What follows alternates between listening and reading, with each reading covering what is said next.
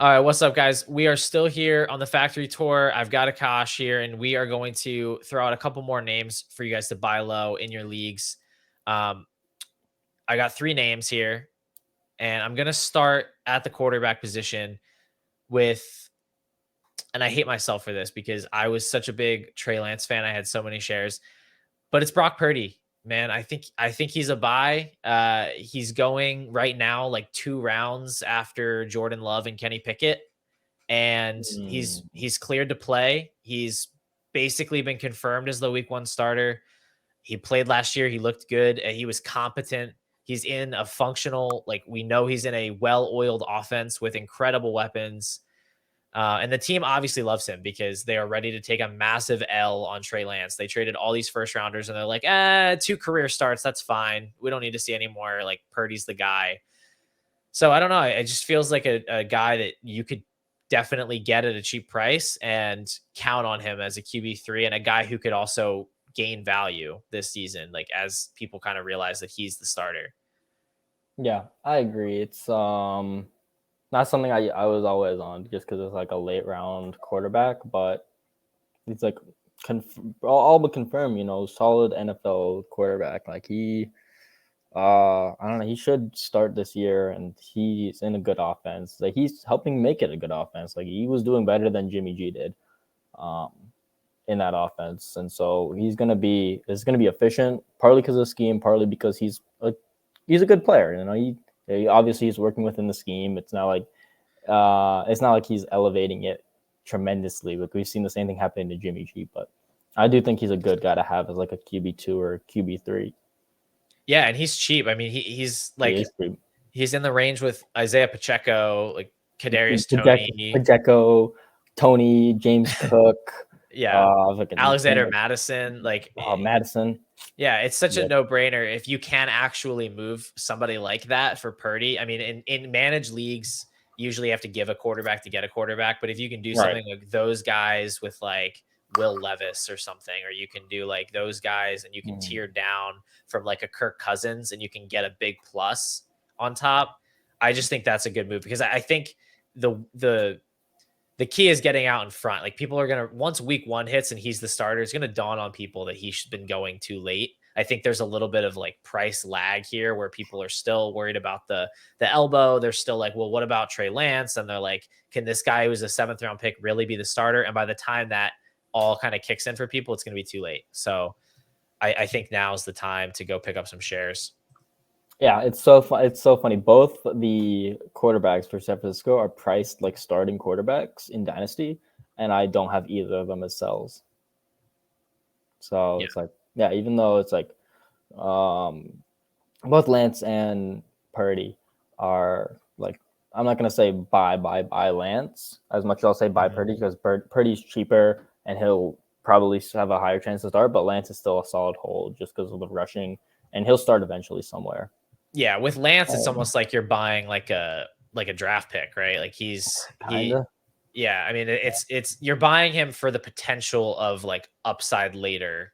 You're not Yeah. you shouldn't be buying him if you think he's going to play this year because like that's No. becoming less and less likely. But he's a number 3 overall pick. He has a good chance to land on another team elsewhere. We've seen it with like Sam Darnold and Baker Mayfield and these kind of guys who go early. So I Yeah, think but he has even then, like those guys have like they played on the field for multiple years and they played horribly. Like Lance is still he's been very unlucky, and that's the reason that he's not going to be starting in week 1. Like yeah. almost probably not starting in week 1. And so I think there's some indictment on him. Like obviously they're not like loving what they see in practice. But I do still Yeah. think that it's more of a wild card at this point than Baker and Darnold were when they left their team. Yeah, Baker definitely was like a good. mystery Baker box was too good, bro. situation. It's so weird. He was good as a rookie, and then second year wasn't very good in Freddie Kitchens. Yeah, I don't know So what happened there. that It's not very worked out. strange, but yeah, but we're not buying Baker Mayfield. That's for sure. What about you? You got to buy low for us? Yeah, I put Deontay Johnson, where he's like 8th round wide receiver 37. This guy, he's a really good route runner, and all he's been doing is earning volume. Like I'm never gonna think that he's gonna be super efficient on that volume. He'll be decent. Like the scheme last year was very bad and for efficiency just because you're running a lot of low value routes in Matt Canada's scheme. Like it's so weird. Like he like put Deontay like not exclusive, but like a lot on very, very like short intermediate routes where he can win at all levels of the field, and then like Pickens on like he just schemed up a bunch of go routes. And so it was a very inefficient offense, a bad QB play, but he still earned a lot of targets. And like he's not a very good guy after the catch. And so I don't think he's going to turn into like Devontae Adams or anything with this route running. But I do think he can provide some good wide receiver 2 seasons with wide receiver 1 upside with just off of sheer volume. Yeah, there's so many weird narratives with Deontay. Like we had the drops narrative, and then we had the like, he only could run short routes, and George Pickens is actually better because Deontay didn't catch touchdowns. The narratives are like, I don't know, the narratives are like dispelled. Like he dispelled the drops narrative. He had a wide receiver 1 season, and then all the narratives now are just like, oh man, I don't care about the volume. He doesn't do anything with it, and they're just going off vibes, I guess. Yeah, but it really like, he's like after the DJ Moores, where it's like the DJ Moore effect, where you can be like a top 12 dynasty wide receiver and maintain your value with no production. There becomes a point for that with more veteran wide receivers, where Deontay's 27 and he's going to be producing for the next 4 years, and he's not going to like jump like all into like the 4th round of startups anymore, but he'll be in like 7th to 9th round, like maybe 6th if he can really blow up next year, of dynasty value for the next 3 years, 4 years, and it's just going to stay that way. And he's a good player. He's in that zone where you can kind of rent his production and just ride it out and not really lose anything.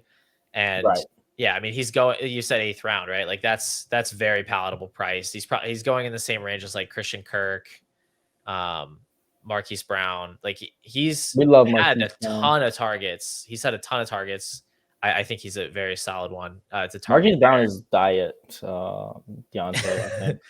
No, that makes sense. He could be better. He actually could be better, honestly. I don't think he's as good of a route runner, but he is better at explosive plays.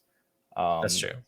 I think he might be a little bit better after the catch. He may catch passes from Clayton Tune for half the season this year. It's not going to help. But very silly. Last one I'll throw out here because my AirPods are going to die. Tyler Tune Lockett. Tune versus Pickett. I don't know. Yeah, that's fair. That's fair. I mean, Pickett's better, but like, I think it's going to be Colt McCoy. Colt McCoy. That's probably true. Who you want passing to your wide receiver?